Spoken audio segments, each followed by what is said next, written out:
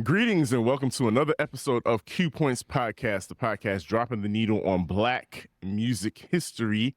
I am DJ Sir Daniel. And my name is Jay Ray, sometimes known by my government as Johnny Ray Cornegay III. What's happening, people? And as I said, Jay Ray, this is the show, the podcast that is still dropping the needle on Black music history. We're not being canceled anytime soon. But Jay Ray, did you know what happened just recently? What? It was the anniversary of September 23rd, specifically 1967, the anniversary of Aretha Franklin's Natural Woman reached number 8 on the pop charts and number 2 on the R&B charts. Wow. Here's what's crazy about that. One, Natural Woman still sounds fresh in 2024. Like, you could literally knock me over with a feather and be like, no, actually that song came out in 1967. Because that thing is just amazing. Of course, written by Carole King. Tapestry. Listen, if y'all ain't heard Tapestry, that might need to be a whole other show. Y'all need to go on over there and listen to Carole King's Tapestry, okay? And I love that Carole King and Aretha Franklin were both received their Kennedy honors at the same time. So that, and it makes sense. The two went hand in hand. Yeah, so that is an amazing feat. And especially at that time, Black folks on the pop charts, we were well into the segregation of the charts by then. So Black folks, so it was always a Black artist goal to get to pop. Yes, absolutely. And you know what, Jared? Can you believe that this past August made 6 years that Aretha Franklin has left us? Wow. 6 years since one of the most ornate funerals ever. Wasn't it like 3 weeks? It was a very long. I believe so. 3 weeks and at least 5 shoe changes. Yes. Because we were privy to her feet, just, crisscross applesauce at the ankles, very ladylike, very demure. And but it was a funeral fit for a queen, and she definitely was the queen of soul. Yeah. One of those things about being the queen of soul is there's always artists who want to work with artists like that, right? And one of those artists, of course, that absolutely loved his divas. Speak on it. Was talk about it. Was one Luther Vandross, who is going to the Never Too Much documentary will be debuting in theaters on November 1st. I'm so happy to see this. I've heard a lot about it. We can't wait to talk more about this particular documentary. But what's so dope is Luther and Aretha joined forces. Listen, two great tastes that taste great together. And this episode of Q Points is definitely going to be about the moment when all the stars and aligns and Luther Vandross and Aretha Franklin joined forces to create Aretha's 28th studio album, Jump to It, released on July 26th, 1982. But J. Ray, it wasn't all peaches and cream, was it? No. So this is interesting. So first of all, I remember Jump to It as a kid. First of all, Aretha Franklin for us as Gen Xers was just kind of always omnipresent as an artist. For sure. So there was never a point in time from when we were kids that we didn't hear the voice of Aretha Franklin. But what I did not realize was Aretha had went through this kind of, I'll call it the wilderness period, where after Sparkle, and this is interesting timing because of course we're in the middle of the disco era, right? And Aretha Franklin is the queen of soul, right? And between Sparkle and Jump to It, there were 5 albums. Those albums, from a pop perspective, were not hits. In fact, some of Aretha's critical challenges were of all of these records. Like, it is routinely, you look at the reviews for this, it's like 2 stars, 3 stars, right? Aretha was definitely in a rough patch of her career. And in 1980, she moved from Atlantic, where she had been forever, and actually went and released. You know where she went? She went over to Arista. Arista. You know, she went on over to Arista to Clive Davis. You know, Clive Davis loved him a diva. Mm-hmm. And so she went from Atlantic, where she had all of her huge hits, over to Arista. Them first couple of records wasn't the thing, but I'm sure Clive was like, with a cigarette in hand, like hanging out of his mouth, was like, baby, we got to get you in the studio with Luther.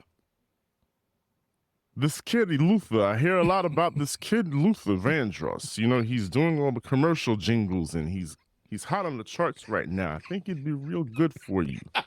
That's my very terrible Clive Davis impersonation. But yes, you're absolutely correct. Mm-hmm. And one thing, so as you were speaking, the one thing that I do recall is that Aretha was a reluctant disco queen. You mentioned the disco era. Yeah. They proposed so many records for her. And she turned them down, and they were huge hits for other people. Yeah. And she turned them down because she was like, that ain't me. Yeah. And you know, I think the other interesting thing to that point is Aretha in the studio. So one of the things we there's a lot of rumors about how challenging it was, even Aretha doing Jump to It, because now Jump to It is like a boogie funk early 80s bop, right? Mm-hmm. Timeless, you know what I'm saying, from its whole thing. And I would have heard the song and been like, baby, this is it. This right here is it. And it wasn't, to your point, it was not peaches and cream to make Jump to It happen. But Luther, let me tell you something about Luther Vandross. Luther Vandross is going to get what he needs from the artists that he works with. And him and Marcus Miller co-wrote Jump to It. Real quick, I do want to mention, Sir Daniel, as we get into talking about this a little bit. So here's who's on this record, which is just a who's who. Mm-hmm. So you have Marcus Miller. Luther Vandross is, of course, singing backgrounds, doing keyboards, doing all the arrangements and production, da-da-da. George Duke is on this record. Of course, you got Paulette McWilliams is on here, the Four Tops, Levi Stubbs, and one Cissy Houston. Cissy Houston is, of course, up on the Aretha album. No doubt. No doubt, because, well, you know, let's talk about Luther, because Luther is the epitome of a go-getter. Yeah. Oh. In this era, in his era, Luther was the epitome of a go-getter. From the very beginning, Luther, and you read about this in his biographies and whatnot, was, I think, obsessed is the word that people like to use about his craft. Yeah. I mean, completely focused on singing and emulating what he heard on records, and just just knew what he wanted to become. And so in order to become something, you have to be it. You have to do it. And Luther made his name as a background vocalist for the likes of Roberta Flack, Donny Hathaway, Todd Rundgren, Judy Collins, Shaka Khan, Bette Midler, Diana Ross, David Bowie, Benny King, Stevie Wonder, Donna Summer. And if you notice, there was no genre that he was not going to sing in. Yeah. Luther wanted to be a singer and also developed the knack for writing songs. Not just songs, but kids, listen to this.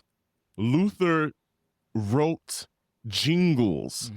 Now, back then, if you were a vocalist and a writer, you could do session work, and that's how you build up your repertoire and you build relationships. You do session work at all the different studios for every and anybody.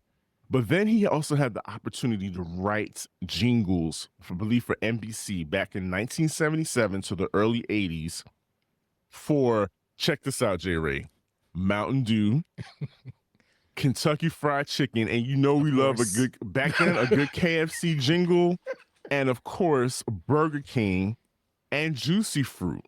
So Luther is putting in work. I think is an understatement for what he was doing.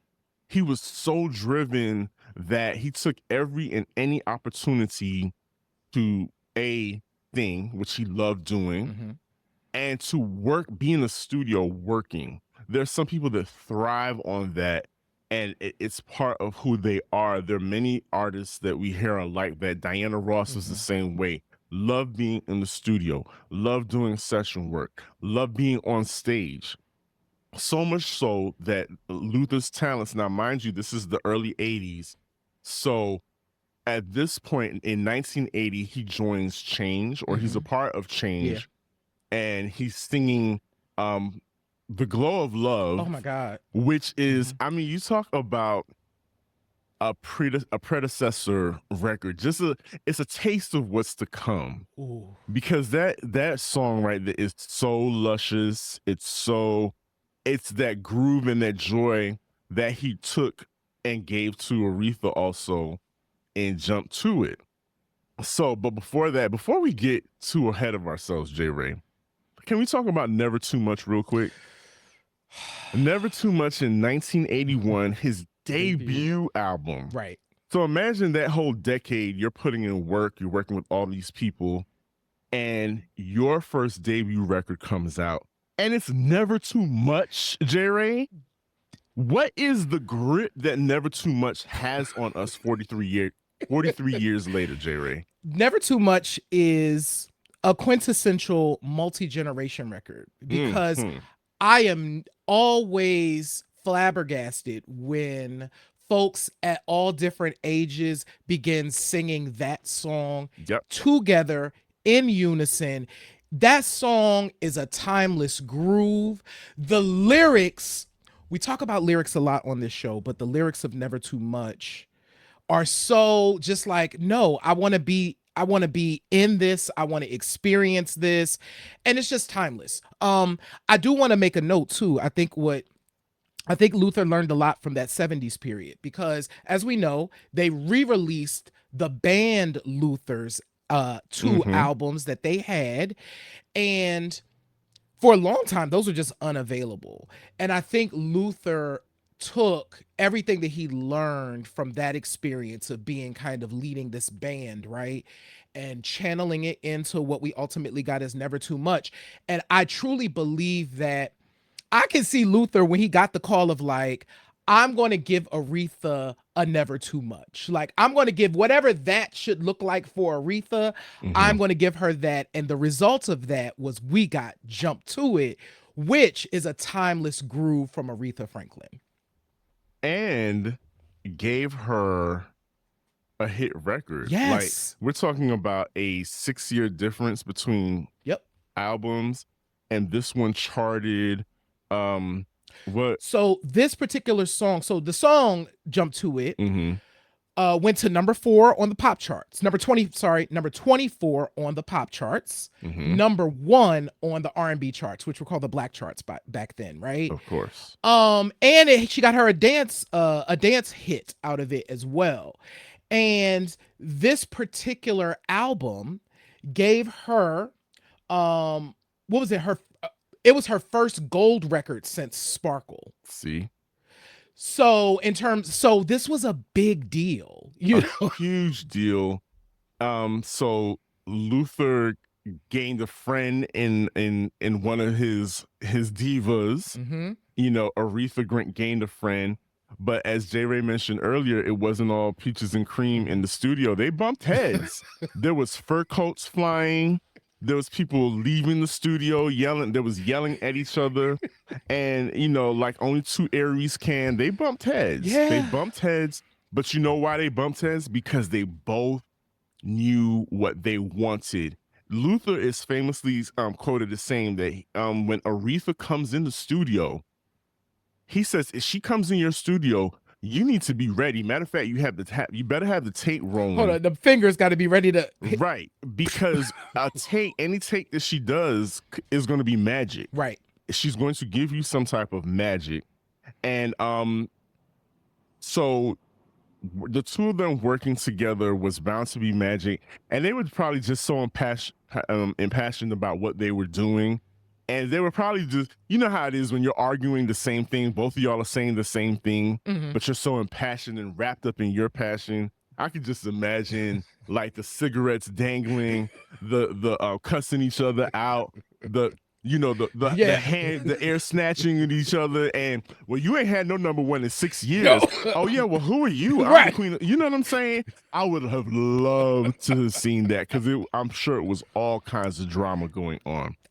But J-Ray, you know what else I love about this album? So you mentioned who was on the album earlier. You mentioned Sissy. You mentioned Fonzie Thornton. Jump To It is a background vocalist dream team. Like when I looked at the list of people that were collected to be on this background, like Paulette McWilliams, Tawatha Agee, like all of these people are such heavyweights, and I can only imagine like Luther just gathering the team. Luther was literally Captain America gathering the Avengers. Like, okay, Avengers, come on, let's get this together. Our sister Aretha needs a number one. Our sister Aretha needs a number one. I need everybody on deck right now because we're about to go up against Thanos. And and it's so funny I say Thanos because Luther Vandross was like Thanos when it came to accumulating his divas. He loved him a diva. I think that's one of the things that he and I have in common. We love ourselves some divas. Mine hip hop, his was definitely R&B, soul singers. But like during a New York Times interview, Luther spoke of when Jump To It came out. He was talking to the New York Times about it. He was talking about a project that he was working on with Dionne Warwick. But then he alluded to the next diva that he wanted to work with. And it was Diana Ross. Absolutely. And at that time, people were taking digs at Diana for her vocals, but but Luther is famous for saying, there is underneath that icing, I know there's a serious cake. He was ready to dig in with Diana Ross, and he got the opportunity to do it. He did. He got the opportunity to do it. Yeah. So, during that period of time, so we actually had a conversation around Diana Ross in kind of the 1983 era, but Luther had the opportunity to do some work with Diana Ross. So this was on the Silk Electric album. So interestingly enough about the Silk Electric album, you get so Luther, like you said, he gathered his Avengers, and sidebar, the Silk Electric album is also the album that includes Muscles. If you go back and listen to our show, we talk a little bit about Michael Jackson and Muscles. Anyway, Sissy, Paulette, Tawatha, they're all with Luther on the Diana Ross record. And so he got the opportunity in that same era to really go and sit and create for one Diana Ross. Is there a singer of today's crop, if Luther were alive today, is there a singer today that he would enjoy working with? Like, who do you think he would be obsessed with? Why you think? I could tell you who off the top of my head, for me, is Jasmine Sullivan. I think he would be obsessed with Jasmine Sullivan. I think Jasmine, of all of the kind of contemporary crop, I feel like they would have a good time together. I feel like Jasmine would have Luther doing runs and doing all types of stuff, and Luther would have Jasmine smoothing out that vocal and playing in some other registers. And he would be pulling on her jazz abilities. I think he would really dig it out of her. I think he would also enjoy working with her. And you know what? Not for nothing. I think actually, I think all of the girls, I think a Coco Jones, I think he would get in the studio and definitely play around with Coco. So yeah, I think those three alone would be really interesting. And I would also love, in particular with her and Jasmine, also love to see the reverse of them kind of writing for and kind of producing a Luther. I feel like that would be such magic. That would be magical. Taking their young sensibilities and working with him with his classical training and all that legendary stuff. You're absolutely right, Jerry. As we come to the end of this episode, what are you looking forward to the most? What would you like to learn from this Luther Vandross documentary that's coming out on November 1st in theaters? Never Too Much. Luther, I would love for the documentary to just pull back the layers a bit. Luther was notoriously private about his personal life and like truly talking about like his drives and his passions in that way. So I would really just kind of like to get a glimpse of the man behind the music and also just kind of really understand what made him tick a little bit. So yeah, I'm looking forward to that. What about you? I'm looking forward to everything you just said, as well as a light bulb going off in some young person's head. I'm looking forward to his essence jumping onto somebody and reliving and us being revisited by that spirit. Somebody being completely enamored by his work ethic and his passion for music. And I'm looking forward to somebody up and coming, taking on and embodying that spirit of Luther Vandross and giving us pure magic in the music. That's what I'm looking forward to happening as a result of this documentary. Jerry, please tell the people how they can get more of these dope conversations, because if you're not checking in on Q Points, you're missing out. Y'all, so definitely thank you all so much for tuning in. If you can see our faces, if you can hear our voices, go ahead and subscribe wherever you are. Follow us on social media everywhere at Q Points Pod. We would really appreciate that and keep the conversation going. Go ahead and subscribe to our newsletter. Visit our website at qpoints.com. Subscribe to our newsletter at qpoints.com, where you can also check out our magazine. You can also check out our blog. And if you love some fresh gear, you can also check out our store at store.qpoints.com. We appreciate y'all. We love y'all. Thank you so much. As always, what I always say at the end of the show is, in this life, you have a choice. You can either pick up the needle or you can let the record play. I am DJ Sir Daniel. My name is J Ray, y'all. And this has been Q Points Podcast, dropping the needle on Black music history. We'll see you on the next go around. Peace. Peace.